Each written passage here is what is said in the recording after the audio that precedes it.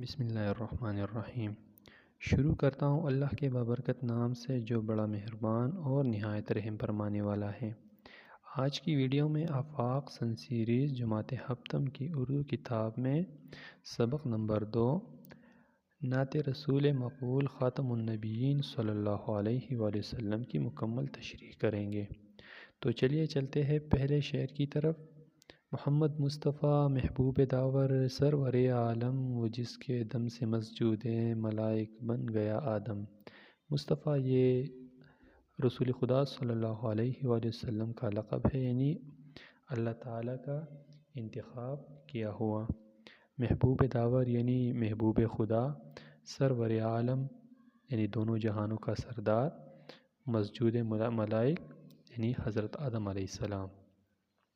نعت کے پہلے شعر میں شاعر حضرت محمد مصطفیٰ صلی اللہ علیہ وآلہ وسلم کا رتبہ بیان کرتے ہوئے فرماتے ہیں کہ رسول خدا صلی اللہ علیہ وآلہ وسلم اللہ تعالیٰ کے محبوب نبی ہیں۔ اللہ تعالیٰ نے اس دنیا کی تخلیق سے پہلے نبی کریم صلی اللہ علیہ وآلہ وسلم کو دنیا میں بھیجنے کا ارادہ کیا تھا اور بگڑے ہوئے بندوں کو سنوارنے کے لیے سرور کائنات کو بھیجا۔ یہ دنیا آپ صلی اللہ علیہ وآلہ وسلم کی وجہ سے تخلیق ہوئی ہے اور حضرت آدم علیہ السلام کو بھی یہ اعزاز نبی کریم صلی اللہ علیہ وآلہ وسلم کی وجہ سے نصیب ہوا۔ اگرچہ فرشتے اللہ تعالیٰ کے وہ مخلوق ہیں جو شب و روز اللہ تعالیٰ کی عبادت میں مصروف عمل رہتے ہیں، لیکن اللہ تعالیٰ کے حکم پر تمام فرشتوں نے حضرت آدم علیہ السلام کو سجدہ کیا اور یہ شرف حضرت آدم علیہ السلام کو نبی کریم صلی اللہ علیہ وسلم کے وسیلے سے ملا۔ دوسرا شعر ہے، کیا ساجد کو شیدا جس نے مسجود حقیقی پر، جھکایا عبد کو درگاہ معبود حقیقی پر۔ ساجد سجدہ کرنے والا، شیدا عاشق یا دیوانہ، مسجود حقیقی یعنی اللہ تعالی، عبد بندہ، درگاہ یعنی عبادت گاہ، معبود حقیقی یعنی معبود حقیقی سے مراد حقیقی رب یعنی اللہ تعالیٰ ہے۔ دوسرے شعر میں شاعر فرماتے ہیں کہ نبی کریم صلی اللہ علیہ وآلہ وسلم نے لوگوں کو سچائی کا راستہ دکھایا، جس کی وجہ سے لوگ اللہ تعالیٰ کی بارگاہ میں سر بسجود ہو گئے۔ آپ صلی اللہ علیہ وآلہ وسلم نے عرب کی گمراہ قوم کو جو گناہوں میں مست تھی، ان کو اللہ تعالیٰ کے دربار میں سجدہ کرنے پر راضی کیا۔ حضرت محمد صلی اللہ علیہ وآلہ وسلم کی آمد سے دور جاہلیت کا خاتمہ ہوا۔ آپ صلی اللہ علیہ وآلہ وسلم نے اللہ کا پیغام گھر گھر پہنچا کر بھٹکائے ہوئے لوگوں کو بارگاہ الہی میں کھڑا کر دیا۔ اللہ تعالیٰ کے نافرمان بندوں کے دلوں میں حقیقی رب یعنی اللہ تعالیٰ کی اتنی محبت ڈالی کہ وہ ہر پریشانی اور ہر مرض کا علاج سجدے میں ڈھونڈنے لگے۔ تیسرا شعر ہے، دلائے حق پرستوں کو حقوق زندگی جس نے، کیا باطل کو غرق موج شرمندگی جس نے۔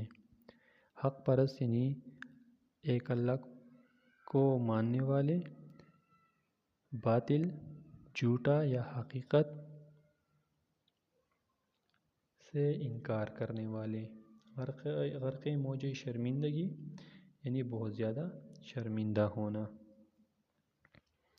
حافظ جلندری اس شعر میں انسانی حقوق کا تذکرہ کرتے ہوئے فرماتے ہیں کہ تاریکی میں ڈوبے ہوئے لوگوں کے پاس زندگی گزارنے کے حقوق نہیں تھے۔ آپ صلی اللہ علیہ وآلہ وسلم نے اللہ تعالیٰ کی تعلیمات پہنچا کر کفر و شرک کو جڑ سے اکھاڑ دیا اور جھوٹ کو شرمندگی کے سمندر میں غرق کر دیا۔ دین اسلام میں آپ صلی اللہ علیہ وآلہ وسلم نے لوگوں کو ان کے جائز حقوق دلوائے۔ آپ صلی اللہ علیہ وآلہ وسلم کی تعلیمات کی وجہ سے عرب کا معاشرہ تمام برائیوں سے پاک ہو گیا۔ مختصراً ہم یہ کہہ سکتے ہیں کہ نبی کریم صلی اللہ علیہ وآلہ وسلم نے سجدہ کرنے والوں کو حقیقت سے آگاہ کیا۔ چوتھا شعر ہے: گداؤں کو شہنشاہی کے قابل کر دیا جس نے، غرور نسل کا افسون باطل کر دیا جس نے۔ تو گدا یعنی فقیر درویش، شہنشاہی یعنی بادشاہی، افسون باطل یعنی کفر کا جادو۔ تو چوتھے شعر میں شاعر فرماتے ہیں کہ زمانۂ جاہلیت میں ذات پات کا رواج عام تھا، رسول خدا صلی اللہ علیہ وآلہ وسلم کے آنے سے تمام تر نسلی امتیازات ختم ہو گئے۔ آخری خطبے میں آپ صلی اللہ علیہ وآلہ وسلم نے سب کو اعلان کیا کہ اے لوگو سن لو، دین اسلام میں کسی کالے کو گورے پر، کسی گورے کو کالے پر، کسی عربی کو اعجمی پر اور کسی اعجمی کو عربی پر کوئی فوقیت حاصل نہیں، اگر ہے تو صرف تقوی کی بنا پر۔ تمام لوگ اللہ تعالیٰ کے بندے ہیں، اللہ تعالیٰ ہم سب کا خالق و مالک ہے۔ آپ صلی اللہ علیہ وآلہ وسلم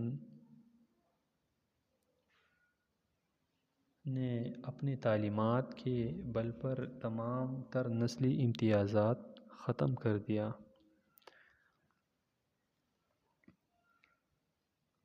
پانچواں شعر ہے: وہ جس کا ذکر ہوتا ہے زمین و آسمانوں میں، فرشتوں کی دعاؤں میں، مؤذن کی اذانوں میں۔ تو اس میں مشکل الفاظ نہیں ہے، اس کی تشریح کچھ یوں ہے۔ اس شعر میں شاعر فرماتے ہیں کہ فرشتے اپنی دعاؤں میں نبی کریم صلی اللہ علیہ وآلہ وسلم کا ذکر مبارک کرتے ہیں، اور مؤذن جو اذان دیتا ہے ہمیں نماز کے لیے بلاتا ہے، اس کی اذانوں میں بھی نبی کریم صلی اللہ علیہ وآلہ وسلم کا ذکر مبارک ملتا ہے۔ الغرض یہ کہ دنیا کی ہر ایک چیز میں سردار دو جہاں حضرت محمد مصطفیٰ صلی اللہ علیہ وآلہ وسلم کا ذکر ملتا ہے۔ اللہ تعالیٰ خود فرماتا ہے کہ اللہ اور اس کے فرشتے آپ صلی اللہ علیہ وآلہ وسلم پر درود بھیجتے ہیں، تو اے ایمان والو تم بھی آپ صلی اللہ علیہ وآلہ وسلم پر درود بھیجا کرو۔